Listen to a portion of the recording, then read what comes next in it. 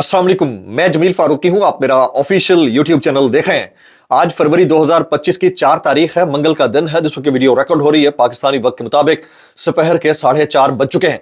और मेरी अंडरस्टैंडिंग में, मेरी नजर में अब तक की सबसे बड़ी डेवलपमेंट, सबसे बड़ी ब्रेकिंग न्यूज, सबसे बड़ी खबर अदालत आलिया यानी हाई कोर्ट यानी इस्लामाबाद हाई कोर्ट से आ रही है, जिसके 3 सीनियर मोस्ट जजेस सिस्टम पर फट पड़े हैं, गुस्से से लाल पीले हो रहे हैं। जस्टिस मोहसिन अख्तर कियानी और इन समेत बाकी 2 जजेस ने सवालात उठा दिए हैं जजेस इंपोर्ट करने के मामले के ऊपर, उनकी तैनाती के ऊपर, उनके हलफ ना उठाने के ऊपर, नए हलफ के मामले के ऊपर। उसकी तफसीलात क्या है, डिटेल्स क्या है, वो मैं शेयर करूंगा। इस पे उन्होंने chief justice Pakistan justice Yahya Afridi साहब को भी पार्टी बनाते हुए उनसे सवालात किए हैं। अब तक की जो लेटेस्ट है वो वहां से आ रही है, यानी इस्लामाबाद हाई कोर्ट से आ रही है। उसकी तफसीलात क्या है वो मैंने शेयर करनी है। हाल ही में 25 करोड़ अवाम के मुर्शिद यानी कप्तान यानी कैदी नंबर 804 यानी इमरान खान ने एक अदद खत लिखा।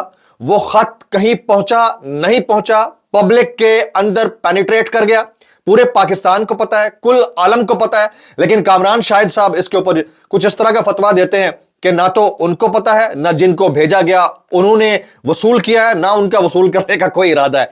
उसकी तफसीलात क्या है, उसकी डिटेल्स क्या है, वो भी शेयर करूंगा। इसके अलावा अब आप एक ऐसे मुआशरे में रहते हैं जहां गदागर, जहां फकीर, जहां पैसे मांगने वाले, जहां भीख मांगने वालों की सजाओं का तयन करेंगे तो नताइज क्या निकलेंगे, उसकी तफसीलात क्या रहेंगी, वो भी शेयर करूंगा। इसलिए गुजारिश है कि आपने वीडियो को शुरू से आखिर तक देखना है।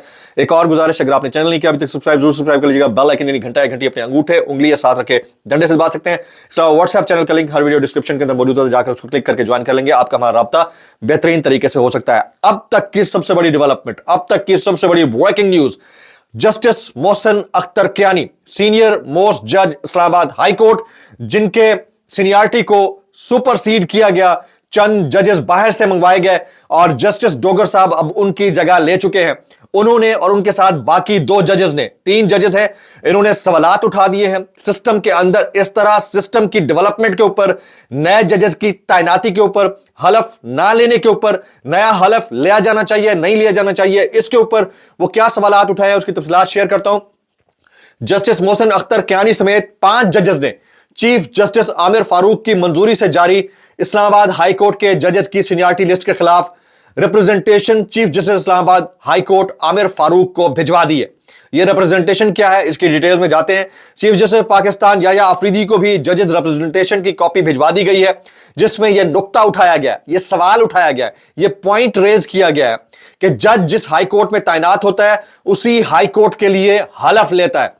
यानी अगर वो इस्लामाबाद हाई कोर्ट के लिए तैनात हो रहे हैं तो उसी हाई कोर्ट के लिए हलफ लेंगे। जब उस हाई कोर्ट के लिए हलफ लेंगे तो पहले दिन से उनकी तैनाती के हिसाब से सीनियरिटी गेज होगी, ना कि वो किसी और हाई कोर्ट में हो और उसकी सीनियरिटी वहां से गेज होती हुई आए और वो रिप्लेस कर ले किसी और सीनियर शख्सियत को। ये पॉइंट है जो उठाया गया है। आइन की मंशा के मुताबिक दूसरी हाई कोर्ट में ट्रांसफर होने पर जज को नया हलफ लेना पड़ता है। दूसरी हाई कोर्ट में ट्रांसफर होने वाले जज की सीनियरिटी नए हलफ के मुताबिक तय होगी। ये वो पॉइंट है जो जस्टिस मोहसिन अख्तर कियानी समेत बाकी जजेस ने रेज किया है। अच्छा जी, अदालती जराये के मुताबिक 3 नए जजेस की ट्रांसफर के बाद सीनियरिटी लिस्ट से मुतासरा इस्लामाबाद हाई कोर्ट के जस्टिस मियां गुल हसन औरंगजेब यानी जस्टिस मोहसिन अख्तर कियानी, जस्टिस मियां गुल हसन औरंगजेब और जस्टिस अरबाब मोहम्मद ताहिर, इन 3 का रास्ता रोका गया है। इन तीनों ने इसके अंदर प्ली ली है और किन किन को पार्टी बनाया उसकी तफसीलात शेयर करता हूं। अदालती जराये के मुताबिक 3 नए जजेस की ट्रांसफर के बाद सीनियरिटी लिस्ट से मुतासरा इस्लामाबाद हाई कोर्ट के जस्टिस मियां गुल हसन औरंगजेब, जस्टिस अरबाब मोहम्मद ताहिर भी अलग से अपने इदारे के सरबराह चीफ जस्टिस आमिर फारूक को सीनियरिटी लिस्ट के खिलाफ intra court departmental representation file करेंगे। ये बहुत बड़ी डेवलपमेंट है। कल से खामोशी थी और खामोशी किसी तूफान का पेशखामा होती है, तो वो तूफान अब आने को है। हम ऑलरेडी काफी दिन से बोल रहे थे कि लावा पकने को तैयार है, गो कि इसके मंतकी नतायज अब तक कोई नहीं निकले। ऑलरेडी 6 जजेस ने खुतूत लिखे थे और सुप्रीम जुडिशल काउंसिल को लिखे थे, लेकिन निकला उसमें तो कुछ नहीं था। लेकिन इस पॉइंट ऑफ टाइम के ऊपर, जिस पॉइंट ऑफ टाइम के ऊपर टाइमिंग बड़ी इंपॉर्टेंट है, बहुत अहम केसेस इस्लामाबाद हाई कोर्ट में इमरान खान साहब से मुतालिक लग सकते हैं। ऑलरेडी ये वाले जजेस जो है प्रो राइट होने की वजह से बहुत ज्यादा अताब का शिकार है, तो अब उन्होंने ये रिप्रेजेंटेशन जो है वो फाइल करने का इरादा कर लिया। इस्लामाबाद हाई कोर्ट के 5 जजेस ने chief justice Pakistan justice Yahya Afridi से इस्लामाबाद हाई कोर्ट के जजेस की सीनियरिटी का मामला तय होने तक जुडिशल कमीशन का इजलास भी मुलतवी करने की दरख्वास्त की है।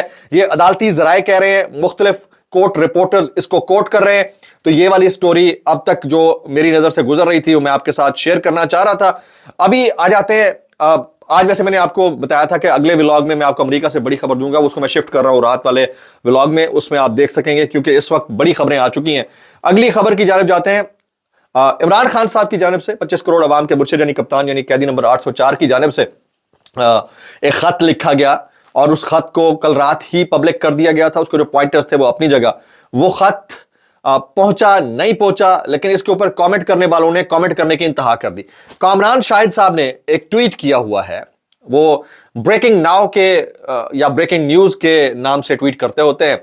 वो कहते हैं breaking now, upon verifying Imran's acclaimed letter to Chief of Army Staff, the security sources told, यानी इनके सिक्योरिटी जराए ने कहते हैं कि neither a letter from the Imran Khan is received, ना तो इमरान खान की जानिब से कोई लेटर रिसीव किया गया है, nor the establishment is interested in reading or receiving his letters, और ना ही एस्टेब्लिशमेंट उनके खतूत को रिसीव करने यानी मौसूल करने, वसूल करने या फिर पढ़ने में दिलचस्पी रखती है। The security sources termed the whole incident as another failed drama, यानी वो कहते हैं कि उनके जराए कहते हैं कि एक और फ्लॉप ड्रामा है।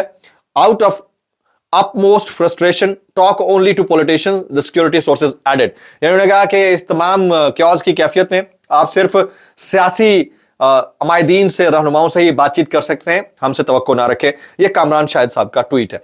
अब मुझे हैरत इस बात की होती है कि कामरान शाहिद साहब हो गए, एक दो और शख्सियात हैं जिनमें मुन्ना हैं, दादा हैं, वला वला रावी हैं, ये सारे के सारे, इनको कहीं ना कोई पोजीशन अब तक मिल जानी चाहिए। पोजीशन तो ऑलरेडी वैसे ली हुई है इन्होंने, कौन सी पोजीशन ली हुई है वो आपको पता ही है, ठीक है, ये वाली वो पोजीशन तो ली हुई है, लेकिन मेरा ख्याल है कि कोई और पोजीशन भी इनको मिल जानी चाहिए ताकि ये क्लियर रहे कि वाकईतन इनके जो जराए हैं वो क्रेडिबल हैं या नहीं है।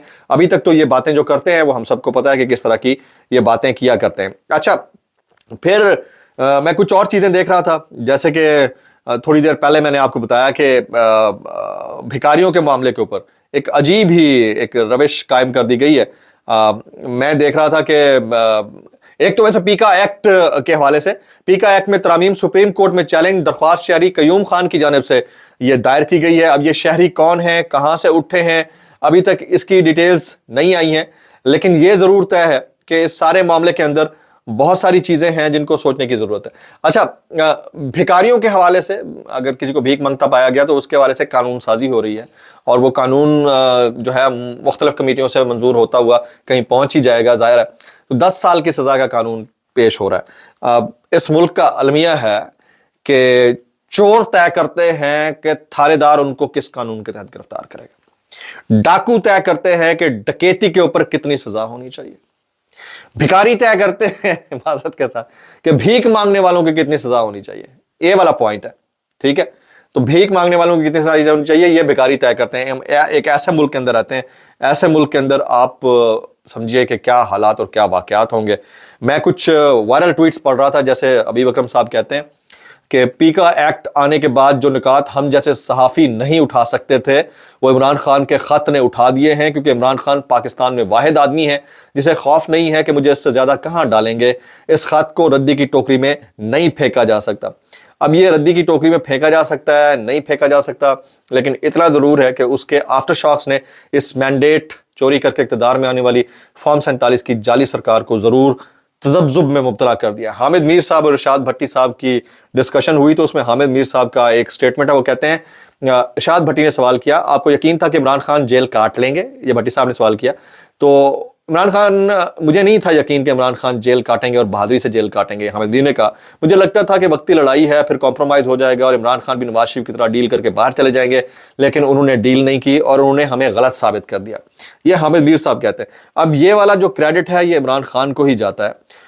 वही इस चीज़ को डिसाइड कर सकते हैं कि मामलात का रुख क्या है और हालात और वाक़यात किस जानिब बढ़ रहे हैं। जो रात का व्लॉग होगा बड़ा इंपॉर्टेंट है। अमेरिका से मैं एक बहुत बड़ी स्टोरी लेकर आ रहा हूँ।